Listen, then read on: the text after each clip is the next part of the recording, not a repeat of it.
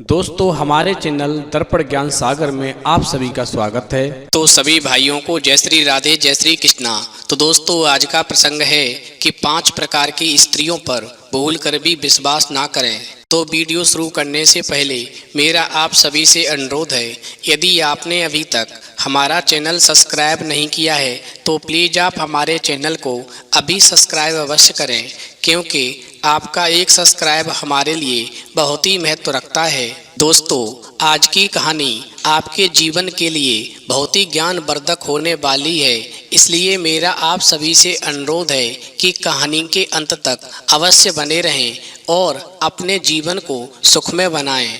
देखिए, एक बार एक गरीब गृहस्थ साधु भीख मांग करके अपना और अपने परिवार का पेट पालन किया करता था। अब गरीबी से परेशान उस गृहस्थ साधु को किसी व्यक्ति ने सुझाव दिया कि तुम गरीबी में अपना समय काट रहे हो, तुम एक काम करो, तुम समुद्र के पास जाओ। समुद्र जो है वो रत्नों की खान है। जब तुम समुद्र के पास जाकर के प्रार्थना करोगे तो समुद्र तुम्हारी प्रार्थना को अवश्य सुनेगा और तुम्हें बदले में कुछ रत्न देगा, जिससे तुम्हारी दरिद्रता हमेशा के लिए दूर हो जाएगी। अब तो दोस्तों ऐसी बात सुनकर के वो गरीब गृहस्थ साधु समुद्र की ओर चल पड़ा। कई दिनों तक चलते हुए और मार्ग में रात्रि विश्राम करते हुए वो गरीब गृहस्थ साधु जो था समुद्र के पास पहुंच गया। अब दोस्तों समुद्र के पास में जब वो गरीब गृहस्थ साधु पहुंचा तो समुद्र देवता से जाकर के उस साधु ने विनती की और कहा, आप तो प्रभु रत्नों के भंडार हैं और मैं बहुत ही निर्धन साधु हूँ। मुझे अपना परिवार चलाने के लिए पेट भरने लायक धन दे दीजिए, जिससे मैं अपने परिवार का भरण पोषण कर सकूं। अब तो दोस्तों उस गरीब गृहस्थ साधु की विनती सुनकर के समुद्र देवता बोले, आप गरीब हो तो मुझसे ढेर सारे रत्न मांग सकते हो और फिर तुम भरण पोषण के लिए मुझसे याचना कर रहे हो, तो मैं तुम्हारी याचना से बहुत ही प्रसन्न हूँ और अब मैं तुम्हें एक संखी दे रहा हूँ। जब भी तुम्हें रुपयों की आवश्यकता हो तुम इस संखी से प्रार्थना करना, तो ये संखी रोजाना तुम्हें 5 रुपए अवश्य देगी और इस प्रकार तुम्हारी गरीबी के दिन हमेशा के लिए चले जाएंगे। अब दोस्तों गरीब गृहस्थ साधु की विनती स्वीकार करने के बाद में समुद्र ने उस गरीब साधु को एक संखी प्रदान की और वो गरीब साधु बड़े हर्ष के साथ में अपने घर को लौट गया। दोस्तों दिन भर की यात्रा के बाद में जब शाम होती है तो वो गरीब गृहस्थ साधु रास्ते में एक व्यापारी के यहाँ पर विश्राम करने के लिए रुक जाता है। अब दोस्तों जब व्यापारी ने देखा कि मेरे घर में एक साधु महात्मा रुकने के लिए विनती कर रहा है, तो उस व्यापारी ने उस गरीब गृहस्थ साधु का बहुत सम्मान किया और बहुत ही सत्कार के साथ में अपने घर में रुकने के लिए स्थान दिया। अब दोस्तों वो गरीब साधु जो था उस व्यापारी से एक अनुरोध करने लगा कि मुझे शाम को पूजा करनी है, इसलिए पूजा के लिए फूल पानी आदि की आवश्यकता होगी, इसलिए मेरा आपसे निवेदन है कि आज के लिए आप फूल पानी आदि की यदि व्यवस्था कर देंगे तो आपकी बहुत ही महानता होगी। अब दोस्तों जब गरीब साधु ने पूजा के लिए व्यापारी से फूल पानी आदि की व्यवस्था करवा ली, तो फिर उस साधु ने सोचा कि क्यों न आज मैं समुद्र द्वारा दी हुई इस संखी की जांच कर लूं। जैसे ही उस गरीब गृहस्थ साधु ने संध्या पूजन के बाद में शंखनाद किया और संखी से 5 रुपए की याचना की, तो संखी ने उस गरीब साधु को तुरंत 5 रुपए दे दिए। अब तो दोस्तों ये सब नज़ारा वो व्यापारी और उसकी पत्नी देख रहे थे और फिर उस व्यापारी के मन में लालच आ गया और व्यापारी ने मन में विचार किया, क्यों न मैं इस शंख को किसी तरह इस गरीब साधु से छल करके ले लूं, फिर तो मैं दिन भर में खूब पूजा करूंगा और शंख को बजा करके इस नगर का सबसे श्रेष्ठ नागरिक बन जाऊंगा। फिर मुझसे बड़ा धनवान इस नगर में दूसरा कोई नहीं होगा। अब दोस्तों, मन में ऐसा विचार करके वो व्यापारी जो था अपने पड़ोस में एक पुरोहित के यहाँ पर गया और उनका शंख मांग लाया। और इधर जब वो गरीब गृहस्थ साधु सो जाता है तो साधु के सोने के बाद में वो व्यापारी उस पुरोहित के शंख से उस साधु के शंख को बदल लेता है। अब दोस्तों, जब सुबह होता है तो वो गरीब साधु उस शंख को लेकर के और वापस अपने घर आता है और घर आने के बाद में अपनी पत्नी से कहता है, देखो समुद्र के द्वारा मुझे एक शंखी दी गई है। हमें जब भी रुपयों की आवश्यकता होगी तो हमें केवल इस शंखी से अनुरोध करना है। ये शंखी तुरंत ही हमें 5 रुपया प्रदान करेगी। और इस प्रकार से जब हमें रोजाना 5 रुपए ये शंखी देगी तो धीरे धीरे हमारी गरीबी हमेशा के लिए दूर हो जाएगी। दोस्तों, इधर तो वो गरीब गृहस्थ साधु अपनी पत्नी से वार्तालाप करता है और उधर वो व्यापारी पूजा करने के बाद में उस शंख से 5 रुपए मांगता है। दोस्तों, उस व्यापारी के 5 रुपए मांगने पर वो शंखी जो थी तुरंत ही उस व्यापारी को 5 रुपए प्रदान करती है। तो व्यापारी जो था 5 रुपए पाकर के बहुत ही प्रसन्न होने लगता है और मन में सोचता है, आज तो मैंने उस गरीब साधु को बहुत ही बेवकूफ बनाया और उसका शंख अपने शंख से बदल लिया और मैं अब रोजाना 5 रुपए प्राप्त करके इतना धनवान हो जाऊंगा कि मेरे बराबर इस नगर में कोई दूसरा धनवान कभी नहीं हो सकता।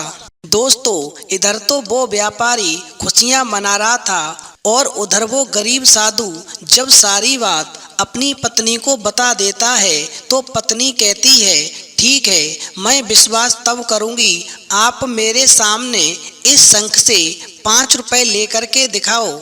अब दोस्तों, वो गरीब साधु जब उस शंख से 5 रुपए मांगता है तो दोस्तों ध्यान रहे, वो शंख जो था नकली था, क्योंकि असली शंख तो व्यापारी ने पहले ही बदल लिया था और समुद्र के द्वारा दिया गया असली शंख तो उस व्यापारी के पास में पहुंच गया था। इसी वजह से उस नकली शंख ने उस गरीब साधु को कोई भी रुपया नहीं दिया।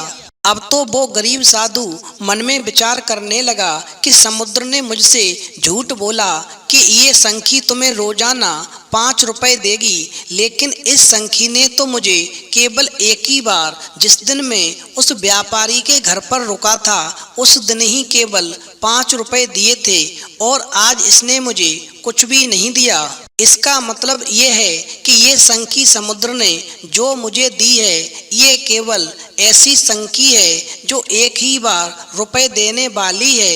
अब तो दोस्तों, वो गरीब साधु उदास होकर के पुनः समुद्र के पास जाता है और समुद्र से अनुरोध करता है और जब समुद्र देवता उस गरीब साधु को दर्शन देते हैं तो वो गरीब साधु कहने लगता है, हे समुद्र देवता, आपने जो मुझे शंखी दी थी, आपने कहा था कि रोजाना ये शंखी तुम्हें 5 रुपए देगी, लेकिन आपने मुझसे झूठ क्यों बोला?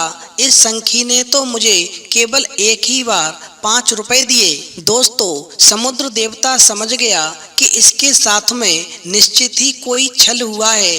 अब समुद्र देव कहने लगे, ठीक है गरीब साधु, तुम मुझे अपनी सारी कहानी बताओ कि जब मैंने तुम्हें शंख दिया तो तुम सीधे अपने घर पर गए या रास्ते में तुमने कहीं पर विश्राम किया? दोस्तों, गरीब साधु कहने लगा, हे समुद्र देवता, मैं रास्ते में एक व्यापारी के यहाँ पर रुका था। दोस्तों, समुद्र देवता समझ गए कि व्यापारी ने इस साधु के साथ में धोखा किया है। अब तो समुद्र देवता कहने लगे, हे साधु, अब मैं तुम्हें एक बड़ा शंख देता हूँ, बस तुम्हें एक काम करना है, इस शंख को अपने साथ लेकर के जाओ और पिछली बार जिस व्यापारी के घर पर तुमने रात को विश्राम किया था, आज भी उसी व्यापारी के घर पर तुम्हें विश्राम करना है। अब दोस्तों, समुद्र से वो साधु ढपोर शंख लेकर के जब वहां से चलता है तो रात्रि को विश्राम करने के लिए उसी व्यापारी के घर पर पहुंच जाता है जिस व्यापारी के घर पर वो पिछली बार रुका था। अब तो दोस्तों, उस व्यापारी ने जब उस गरीब साधु को देखा तो उसका पहले से भी अधिक सम्मान और स्वागत किया, क्योंकि वो व्यापारी समझ रहा था कि हमारी इस चाल को ये साधु समझ नहीं पाया है।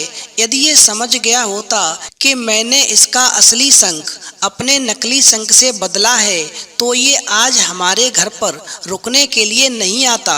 अब थोड़ा सा विचार करने के बाद में उस साधु के मन में एक उपाय आया और वो सोचने लगा कि इस व्यापारी की पत्नी जो है चरित्र की ठीक नहीं है, क्यों ना मैं इसे अपने प्रेम के जाल में फंसा लूं और इसे थोड़ा सा लालच दे दूं, फिर ये मेरी मदद अवश्य करेगी। क्योंकि दोस्तों, वो व्यापारी की पत्नी उस साधु के प्रेम जाल में फंस चुकी थी और फिर उसने अपने पति की सारी कहानी उस साधु को बता दी। दोस्तों, जब वो सारी कहानी वो गरीब साधु जान जाता है तो उस व्यापारी की पत्नी से कहता है कि तुम चिंता मत करो, मैं तुमसे बहुत प्रेम करता हूँ और मैं तुम्हें जब सुबह जाऊँगा तो एक ऐसा शंख दूंगा, तुम जितना मांगोगी उससे भी दूना करके तुम्हें देगा। बस तुम्हें मेरा एक काम करना है कि आज तुम्हारे पति महाराज व्यापार करने के लिए बाहर जा रहे हैं, आज उन्हें बाहर जाने से रोक लो और जब मैं पूजा करूं तो उन्हें मेरे पास में बिठा दो। अब दोस्तों, गरीब साधु की बात को सुनकर के उस स्त्री ने वैसा ही किया और जब साधु महाराज पूजा कर रहे थे तो अपने पति को लाकर के उनके पास में बिठा दिया। अब दोस्तों, पहली बार की भांति इस बार भी साधु ने शाम की पूजा करने के बाद में उस शंख से 5 रुपए मांगे तो शंख ने कहा, हे साधु, 5 क्यों मांगते हो, 10 मांगो। फिर जब साधु ने 10 रुपए मांगे तो शंख ने कहा, 10 रुपए ही क्यों मांगते हो, 20 क्यों नहीं लेते। इस प्रकार जब साधु ने 20 रुपए मांगे तो शंख कहने लगा, 20 क्यों, 40 क्यों नहीं मांगते। अब तो दोस्तों, इस तरह जब रकम मांगते मांगते ज्यादा हो गई तो साधु कहने लगा, कोई बात नहीं है, मैं कल इसे घर जाकर ले लूँगा।